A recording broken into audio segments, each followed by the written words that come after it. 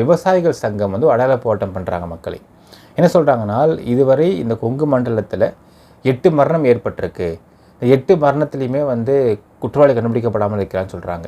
But நமக்கு 8 மரணம்னு தெரியல, 3 மரணம் ஒரே எம்ஓவில் பண்ணப்பட்டிருக்குன்னு தெரிகிறது. ஸோ இந்த ஒரே எம்ஓவில் பண்ண மரணத்தை நம்ம வந்து கையில் எடுத்துக்கலாம்.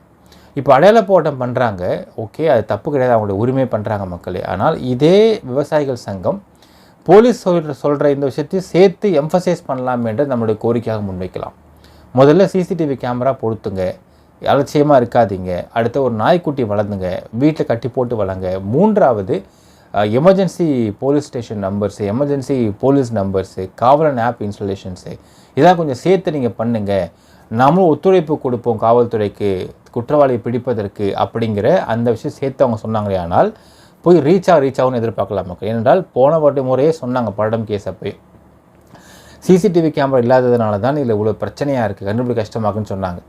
அப்பொழுதாவது இந்த மாதிரியான தனி வீடுகளில் வாழக்கூடிய அந்த பெற்றோர்கள், இந்த வயதான தம்பதியினர்கள், அவங்களை சார்ந்த மகள்கள்லாம் சிசிடிவி கேமரா பொருத்துறதுக்கு முன் வந்திருந்தாங்கன்னா நல்லா இருந்திருக்கும்.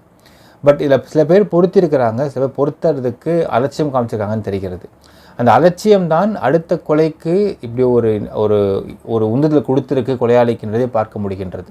இப்போ இன்னொரு புறம் பார்த்தீங்கன்னா, விவசாய சங்கம் போடும் இந்த பட்சத்தில் விவசாய சங்கத்தை சார்ந்தவர்கள் இதையும் நீங்கள் எம்ஃபசைஸ் பண்ணுங்கள். ஸோ கம்பல்சரியாக இந்த 3 விஷயத்தை பண்ண சொல்லுங்கள். இது பண்ணிட்டாங்கனால் இந்த கொலை நடக்காமல் தடுப்பதற்கு நமக்கு ஹெல்ப் பண்ணுறதா இருக்கும்.